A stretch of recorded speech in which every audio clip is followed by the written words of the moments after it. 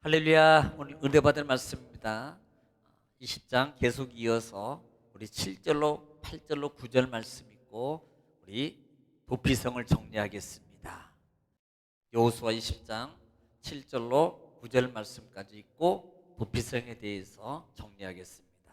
시작. 이에 그들이 납달리의 산지 갈릴리 게데스와 에브라임 산지의 세겜과 유다 산지의 기럇 아르바 곧 헤브론과 여리고 동쪽 요단 저쪽 르우벤 지파 중에서 평지 광야의 베셀과 갓 지파 중에서 길르앗 라못과 므낫세 지파 중에서 바산 골란을 구별하였으니 이는 곧 이스라엘 모든 자손과 그들 중에 거류하는 거류민을 위하여 선정된 성읍들로서 누구든지 부지 중에 살인한 자가 그리로 도망하여 그가 회중 앞에 설 때까지 피해 보복자의 손에 죽지 아니하게 하기 위함이라. 아멘. 아멘. 할렐루야. 오늘도 하나님은 여전히 말씀을 통해서 말씀하십니다. 그러므로 하나님의 말씀을 하나님의 음성으로 믿음으로 받으면 생명의 역사가 일어납니다.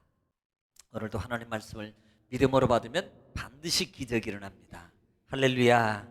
자, 우리는 계속해서 이번 주간에 여호수아 20장이죠. 자, 20장은 뭐에 관한 거예요? 도피성. 도피성이라 그랬습니다. 자, 지금 이 도피성에 관해서 말씀을 하고 있는데요. 이 도피성은 말 그대로 도망가서 뭐 하는 거예요? 피하는 곳이요. 피하는 곳. 피하는 곳.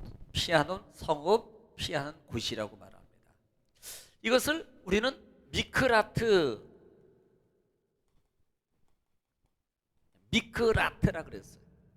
그래서 도피소, 그 다음에 피난처, 그 다음에 보호소, 그 다음에 수용소, 자, 이런 의미를 가지고 있다고 말씀을 드렸습니다. 그래서 이 말에 사실 이 미크라트는 칼라트라는 단어예요. 이 칼라트라는 단어에서 어원이 시작됐습니다. 그래서 칼라트라는 뜻도 역시 똑같은 의미예요. 이 말에서 유래가 되어서 미크라트에서 도피소, 피난처, 보호소, 그 다음에 수용소라는 뜻을 가지고 있다. 이렇게 말했습니다. 그래서 말 그대로 도망하여 피하는 곳이라고 했어요. 도망하여 피하는 곳. 자, 오늘 지금 본문에 보면은요, 지금 이미 우리는 주일날 이미 다 읽었어요.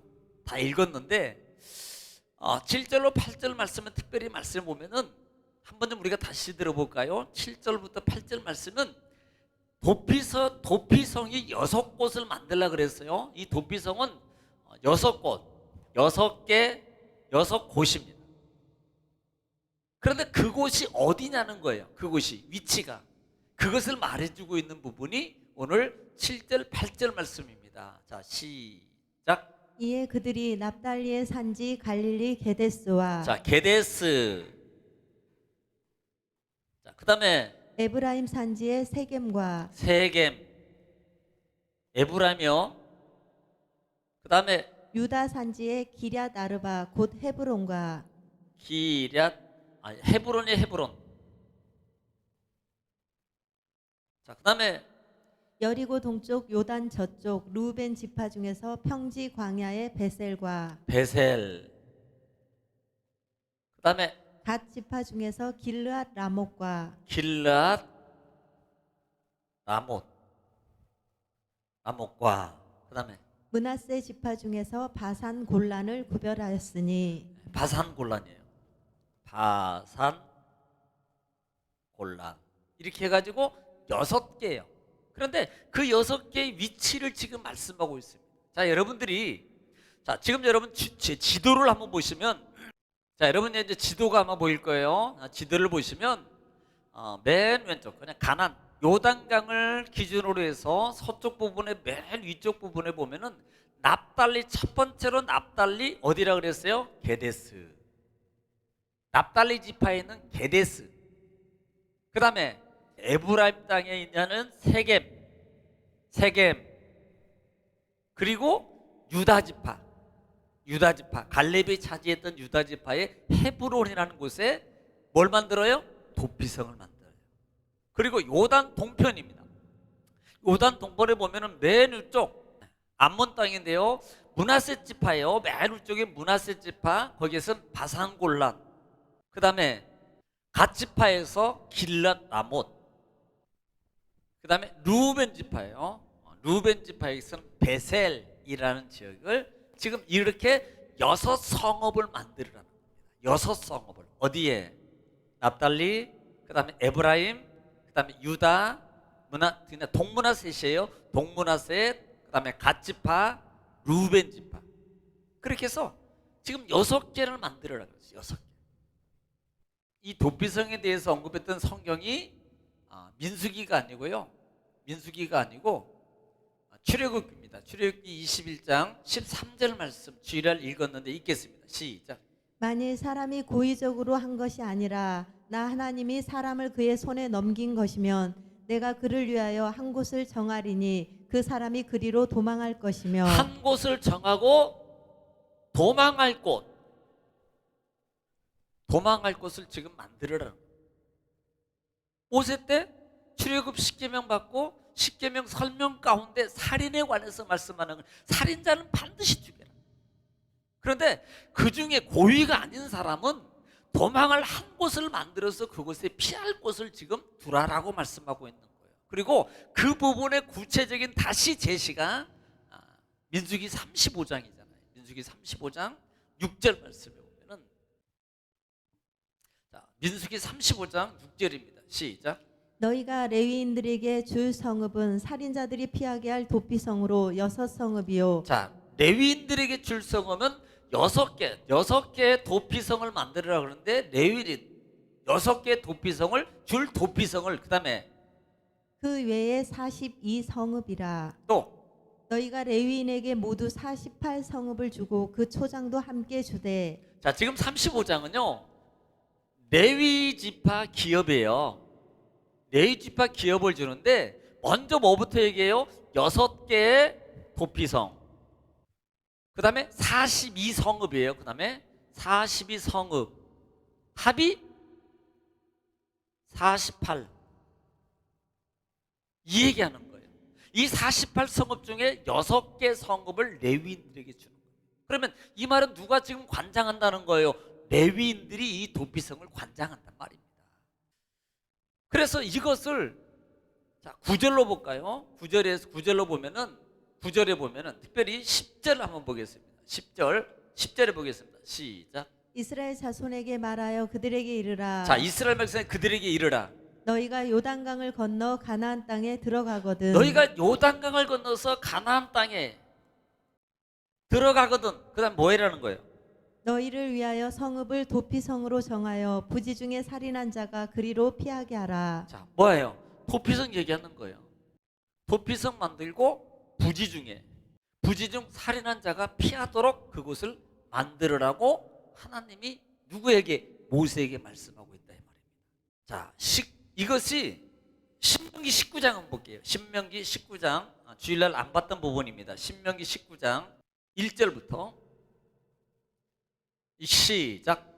내 하나님 여호와께서 이 여러 민족을 멸절하시고 내 하나님 여호와께서 그 땅을 내게 주심으로 내가 그것을 받고 그들의 성읍과 가옥에 거주할 때에 내 하나님 여호와께서 내게 기업으로 주신 땅 가운데서 새 성읍을 너를 위하여 구별하고. 자, 새 성읍을 너를 위해서 구별하고 또 내 하나님 여호와께서 내게 기업으로 주시는 땅 전체를 세 구역으로 나누어 길을 닫고 예. 모든 살인자를 그 성읍으로 도피하게 하라. 예, 아멘.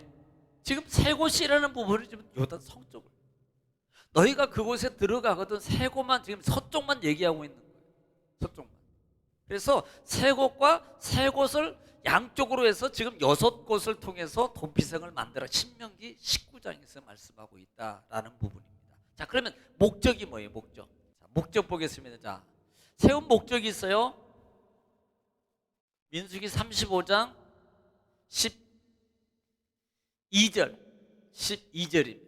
시작. 이는 너희가 복수할 자에게서 도피하는 성을 삼아 살인자가 회중 앞에 서서 판결을 받기까지 죽지 않게 하기 위함이니라. 자, 부지중 살인자가 뭐하게 하기? 죽지 않기 위해서.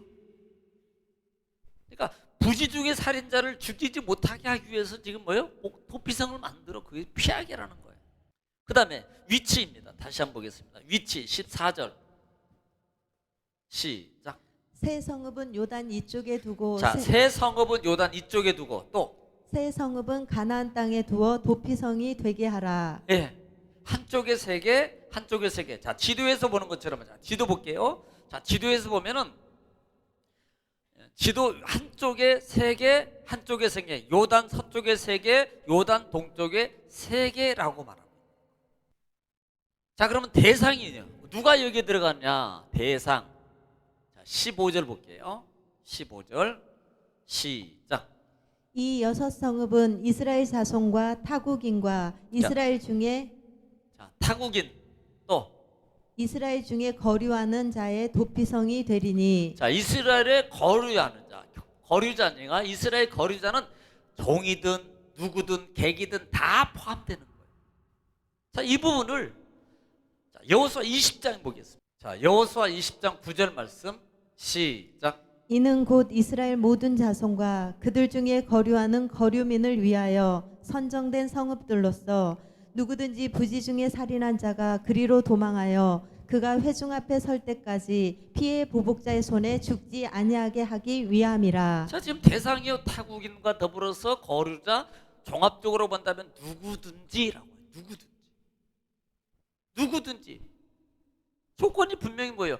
그런데 중요한 것은 부지중입니다. 부지중. 잘못해서 실수로 사람을 죽인 경우에만 해당되는 거란 말이에요. 예. 고의로 사람을 죽인 자는 여기에 해당이 되지 않습니다. 예를 들면 뭐 주일날 설명했던 철 연장이라든지 그 다음에 뭐 나무 뭐 망망이 뭐 이런 것들 그 다음에 돌 그 다음에 뭐요? 때로는 심지어는 주먹으로 죽인다든지 아니면 뭐 밀어서 밀쳐서 죽인다든지 등등등 고의적으로 한 대상은 절대로 도피해도 죽어요. 실제로 들어가도요 끄집어내서 죽이는 겁니다. 성전에 들어가도 끄집어내는데 도피석에 들어간다고 안 끄집어내겠어요? 그러므로 고의적으로 지은 자는 절대 죄값을 모면할 수가 없다 이 말이에요. 자, 그러면 우리가 거주 기간을 한번 보겠습니다. 거주 기간. 여기에 그러면 들어가면 얼마 동안이나 있어야 되느냐? 기간. 거주 기간은 얼마 정도 있어야 되는가? 민수기 35장 25절 말씀입니다. 민수기 35장 25절 시작. 피를 보복하는 자의 손에서 살인자를 건져내어 그가 피하였던 도피성으로 돌려보낼 것이요 그는 거룩한 기름 부음을 받은 대제사장이 죽기까지 거기 거주할 것이니라. 자, 언제까지예요? 대제사장이 죽기까지예요. 그런데 왜 제사장이라고 표현 안 하고 대제사장이라고 표현해요? 대제사장이 죽기까지 죽을 때까지 대제사장이 죽으면요 끌려나는 거예요. 다 해방되는 겁니다. 그래서 28절 말씀 또 볼게요. 자, 28절 기간입니다. 28절 시작. 이는 살인자가 대제사장이 죽기까지 그 도피성에 머물러야 할 것임이라. 네, 죽기까지 머물러야 하고 그 다음에 대제사장이 죽은 후에는 그 살인자가 자기 소유의 땅으로 돌아갈 수 있느니라. 그러니까 이 사람은요 결국은 대제사장 죽기를 바라고 있어요. 그리고요 엄청 재수 좋은 사람은 그렇게 어제 들어왔는데 오늘 대제사장이 돌아가셔. 그럼 바로 해방이야. 엄청 재수 좋은 사람은 네. 뭐 솔직히 왜냐하면 일부러 죽이려고 그런 게 아니니까. 일부러 실수로 죽였기 때문에요. 뭐 불공평합니다라고 말할 수 있는데 뭐 어떤 사람은 예를 들어서 대제사장이 젊어가지고 30년 전 살아계셔. 그러면 30년 동안 그 안에 있어요. 못 나가요. 그런데 어떤 사람은 이제는 그분이 이제 다 연세가 다 돼, 대제사장이 연세가 다 되셔가지고 딱 들어왔는데 그 다음날 돌아가셨어. 바로 해방. 이게 하나님의 법이에요. 하나님의 은혜고요. 자, 그런데 반드시 해야 될 게, 지켜야 될 게 있다 그랬습니다. 32절 말씀 반드시 지켜야 될 게 32절 시작. 또 도피성에 피한 자는 대제사장이 죽기 전에는 속전을 받고 그의 땅으로 돌아가 거주하게 하지 말 것이니라. 자, 이번 뇌물이에요, 뇌물. 그러니까 대제사장이 죽기 전에 뇌물 받고 보내지 말라는 거예요. 속전이라는 명목을 통해서 돈을 많이 받고 보내면 안 돼요. 만약에 받고 나가도 죽어요. 그렇게 하지도 않을 뿐더러 반드시 그렇게 하지 말라는 겁니다. 그 이유를 분명히 설명해요. 그 다음 절에 보면은, 자, 그 이유가 뭔지, 이것은 부정적 관계가 포함되어 있습니다. 죄값이 사해지지 않는데 만약에 자기 땅으로 돌아가면 그 사람은 반드시 레위기에서 뭐예요? 부정이요. 그러면 부정자가 가족에 가면 가족이 부정되고, 또 부정자가 옆에는 다시 또 부정되고, 부족이 부정되고, 나라가 부정돼요. 또 하나, 만약에 지금 죄값을 다 치르지 않고 속점, 예를 들어 나왔는데 피보복자가 그 사람을 죽일 수 있거든요. 그러면 죽이는 순간에 피를 통해서 부정 역사가 일어나는 거예요. 그래서 그 다음 절의 설명이에요. 읽어볼게요. 시작. 너희는 너희가 거주하는 땅을 더럽히지 말라. 피는 땅을 더럽히나니 피 흘림을 받은 땅은 그 피를 흘리게 한 자의 피가 아니면 속함을 받을 수 없느니라. 자, 지금 그거 얘기하는 거예요. 나중에 이 부분을 히브리서에 보면 피 흘림 접속 사함이 없느니라라는 부분과 예수님과 연관관계를 맺고 있습니다. 자, 우리가 지도를 한번 더 볼게요. 자, 지도를 보면서 지도를 통한 하나님의 그 의미가 있다 담겨져 있습니다. 자, 한번 볼게요. 자, 납달리 지파에는 게데스라 그랬습니다. 게데스라는 이름이 뭐냐면 뭐예요? 의롭다라는 뜻이에요. 의롭다. 그 다음에 세겜이라는 뜻은 어깨라는 어깨. 그 다음에 헤브론은 교제하다. 그 다음에 바산골라는 망명. 그 다음에 길란나무는 가장 높은 이라는 뜻을 가지고 있어요. 그 다음에 베셀은 요새라는 뜻을 가지고 있습니다. 자, 이것이 지금 여기 보면은, 자, 의롭다, 그 다음에 어깨, 그 다음에 교제, 그 다음에 망명, 그 다음에 도피, 그 다음에 이런 뜻이거든요. 가장 높은, 그 다음에 요새라는 말의 의미 속에는 이것이 구속사적 관계를 보면은, 먼 의미의 구속사적 관계를 보면은 지금 죄 있는 사람이 피하는 정서가 도피성이에요. 도피성의 주도자는 누굽니까? 대제사장입니다. 그러면 그곳 하나의 이름이 뜻이 의롭다. 즉 그곳은 하나님 예수 그리스도를 상징함으로 말미암아 예수님은 의로운 분이죠. 또 예수님은 어깨에 매는 거, 십자가를 짊어지시고 죄를 짊어지셔요. 세례요한이 보면은 세상 죄를 짊어지고 간 어린 양을 보라라고 말씀합니다. 또 하나, 여러분 이 교제라는, 헤브론이라는 것은 교제하라는 뜻이 있어요. 교제는 하나님과 코이노니와 교제의 관계입니다. 하나님과 함께하는 의미가 있어요. 그 다음에 바산골라는 망명은 피하는, 그것으로 이정가는, 도망가는 것. 주학계로 나중에 보면은 요새라는 의미와 같이 쓰면은 그것으로 안전하게 또 이 가장 높은 곳이라는 말은 권위와 또 하나는 안전의 의미가 담겨 있어요. 그러니까 보통 우리가 보기가 쉬워요. 그러니까 높은 곳이라는 것은 권위의 높음도 의미하고 또 하나는 안전한 곳이에요. 그리고 그 다음에 베셀이라는 것은 요새라는 말입니다. 우리가 시편에 보면은 하나님은 나의 피난처요, 그 다음에 피할 바위시요, 그 다음에 요새요. 하나님이 나의 피할 바위, 요새란 말입니다. 요새는 안전한 거예요. 완전한 보호를 의미하는 거예요. 그러니까 구속사적으로 본다면 이 도피성 6개는 예수 그리스도를 상징하고 있다라는 말입니다. 그렇기 때문에 우리가 지도를 보면은요, 지금 지도를 보면은 위치를 보다 이 말입니다. 게데스, 그 다음에 세겜, 헤브론, 바산, 그 다음에 길르앗, 그 다음에 루벤, 베셀 쭉 있는 위치를 보면은요, 이 위치가 6개 지역에 있는데 특징이 뭐냐면 보통 누구든지 이 6개 지역에 하루 안에 도망갈 수 있는 위치에다 둔 거예요. 하루 안에 어디에 있든 간에 하루 안에 이곳에 다다를 수 있어요. 그래서 성경을 보면요, 특별히 이곳은 한번 좀 볼까요? 신명기 19장 3절 한번 볼게요. 아까 읽었던 부분인데 신명기 19장 3절 한번 보겠습니다. 신명기 19장 3절 시작. 내 하나님 여호와께서 내게 기업으로 주시는 땅 전체를 세 구역으로 나누어 자, 전체를 세 구역으로 나누고, 길을 닦고 자, 뭐 하라 그래요? 길을 닦고. 중요한 거예요.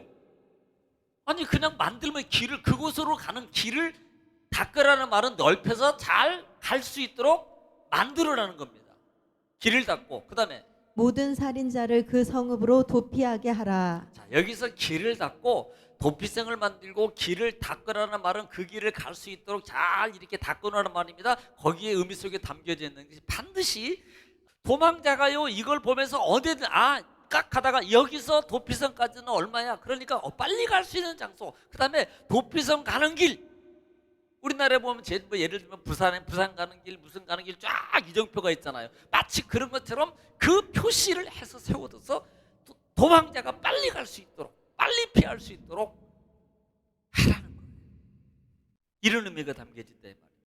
그래서 결국은요, 이런 의미의 종합적인 의미가 뭐냐면 도피성은 누구다? 상징적으로 나중에 올 예수 그리스도를 상징하고 있다. 또 하나 그 중요한 의미가 뭐냐면 대제사장이 죽으면 다 해방. 예수님은 성경에 히브리서에도 보면 대제사장이라거든. 대제사장이 죽으면, 대제사장이 죽으면 우리의 모든 십자가에 그분이 예수님이 돌아가심으로 말하면 우리의 모든 죄가 다 대속. 그러므로 도피성은 곧 예수 그리스도를 상징하고 있습니다. 그래서 우리가 하나님은 이렇게, 사실 이거 안 세워도 되지 않나요?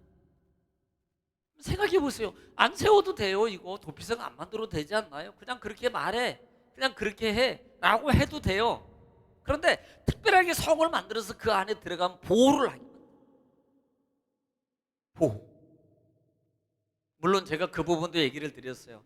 자, 예를 들어서 들어간 지 30년 돼서 30년 동안 뭐 했을까? 그냥 내 나름대로 생각해 봤습니다. 제사장하고 그 안에서 뭐 하겠어요?